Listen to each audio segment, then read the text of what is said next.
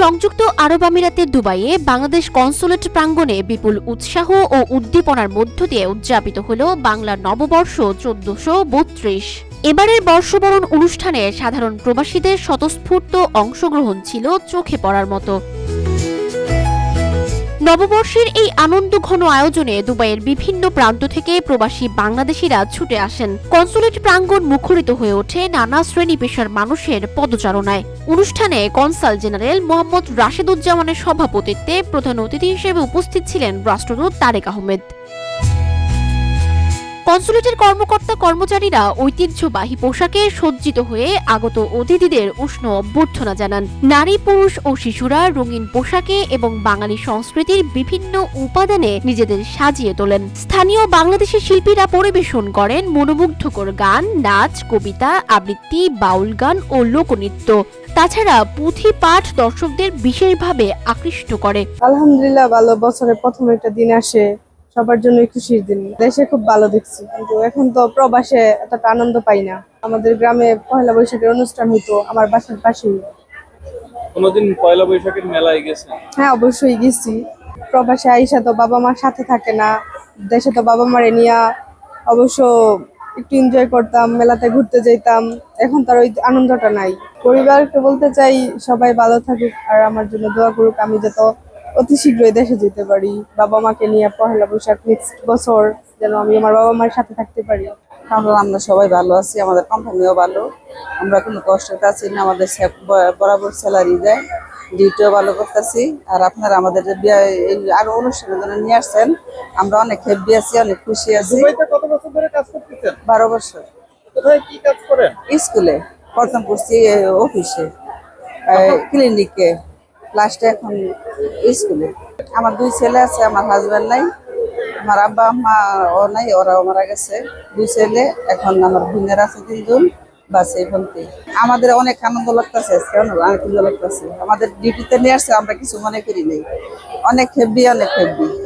অনুষ্ঠানে consul general Mohammad Rasheduzzaman তার বক্তব্যে নববর্ষের শুভেচ্ছা জানান এবং প্রবাসে দেশীয় সংস্কৃতি ও ঐতিহ্য ধরে রাখার গুরুত্ব তুলে ধরেন। তিনি বলেন, এই ধরনের আয়োজন প্রবাসে বসবাসরত বাংলাদেশিদের মধ্যে একাত্মতা ও ভ্রাতৃত্ববোধ বৃদ্ধি করে এবং নতুন প্রজন্মকে আমাদের সংস্কৃতির সঙ্গে পরিচিত করে তোলে।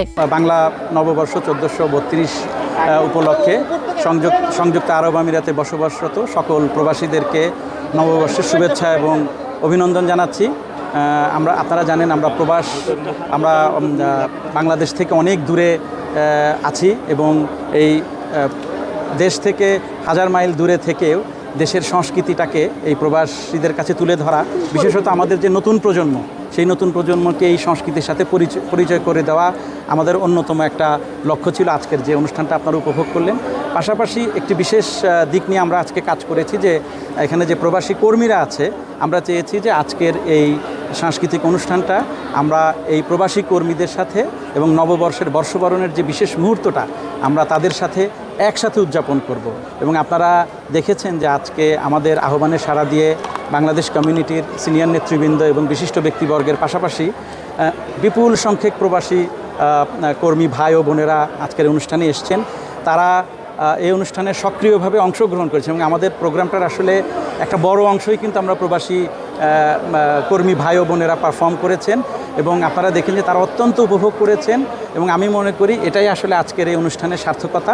আমরা আসলে আমাদের যে প্রবাসী ভাই ও বোনরা আছে তাদেরকে আমরা এই বার্তাটা দিতে চাই যে আসলে কনসুলেট সবসময় আপনাদের পাশে আছে, আপনাদের সমস্যায় তাদের পাশে আছে, আপনাদের আনন্দের সাথী তারা হতে চায়, আপনাদের যে কোনো উৎসবকে আপনাদের সাথে নিয়ে তারা উদযাপন করতে চায়। তো আমার মনে হয় আমরা আজকে যে ক্ষুদ্র প্রয়াসটা নিয়েছিলাম কনসুলেটের পক্ষ থেকে, সেটা অনেকাংশেই সার্থক হয়েছে এবং ভবিষ্যতে আমাদের এই ধরনের প্রচেষ্টা আরও অব্যাহত থাকবে, যাতে আমরা আমাদের যে প্রবাসী কর্মী আছে তাদের কাছাকাছি যেতে পারি এবং তাদের সুখে দুঃখে আমরা তাদের পাশে থাকতে পারি।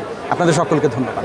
সাধারণ প্রবাসীদের নিয়ে এমন আয়োজনে অংশ নিয়ে উচ্ছ্বাস প্রকাশ করেন আবুধাবিতে নিযুক্ত বাংলাদেশের রাষ্ট্রদূত তারেক আহমেদ।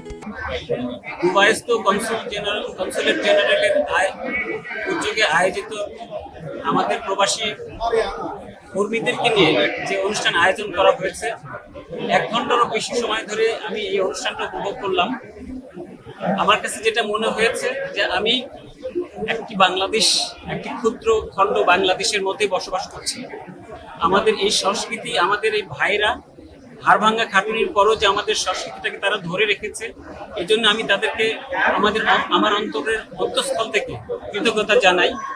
এবং আমি সেই সঙ্গে ধন্যবাদ জানাই বাংলাদেশ কনসুলেট জেনারেল দুবাইকে, যে তাদের এই প্রতিভাটাকে তারা লালন করার জন্য সুযোগ করে দিয়েছে। তাদের পরবর্তীতে হয়তো আমরা কনসুলেট এবং এমবেসি দুটোই হয়তো আমরা বিভিন্ন সময় আমাদের বিভিন্ন শ্রমিক ভাইদের মধ্যে যে মেধাগুলো আছে সেগুলোকে আমরা বাংলাদেশের কনটেক্সটে আমাদের এই সংস্কৃতিকে ধরে রাখার জন্য এই প্রচেষ্টা চালিয়ে যাব। আজকের এই অনুষ্ঠানের শেষে আমরা শুধু একটি কথা বলতে চাই যে আমরা আমাদের সংস্কৃতির জন্য গর্বিত। হাজার বছরের সংস্কৃতি আমরা দেশে এবং দেশের বাইরে এটি আমরা সম্মানের সাথে লালন করতে চাই। এবং এই ব্যাপারে এই বৈশাখের এই দিনে আমরা বলতে চাই যে আমাদের জাতি, ধর্ম, বর্ণ সকল ভেদাভেদ ভুলে আমরা জাতির একটা ক্রান্তি লগ্নে আমরা সকলে ঐক্যবদ্ধভাবে দেশ গড়ার কাজে মনোনিবেশ করব। সেই ক্ষেত্রে আমরা প্রফেসর ইউনূস স্যারের নেতৃত্বে একটা নতুন বাংলাদেশে আমরা বাংলাদেশকে এগিয়ে নিয়ে যাওয়ার জন্য শপথ বাক্য পাঠ করব যে আমরা আমাদের মধ্যে কোনো ভেদাভেদ রাখবো না, আমরা ঐক্য বজায় রেখে আমাদের এই দেশকে একটা অন্য উচ্চতায় নিয়ে যেতে চাই। নতুন বছরের আমাদের এই হোক অঙ্গীকার। বর্ষবরণ অনুষ্ঠানে আগত বহু সংখ্যক প্রবাসী দেশীয় সংস্কৃতির এই বর্ণাঢ্য উৎসবে সামিল হয়ে আনন্দ উপভোগ করেন। এই আয়োজন প্রবাসী যেন এক টুকরো বাংলাদেশের প্রতিচ্ছবি তৈরি করেছিল। কনসুলেটের এই উদ্যোগ প্রবাসীদের মধ্যে নতুন করে আনন্দ ও উদ্দীপনা সঞ্চার করেছে। সুষ্ঠু ও শান্তিপূর্ণভাবে অনুষ্ঠানটি সম্পন্ন হওয়ায় আয়োজকরা সন্তোষ প্রকাশ করেছেন।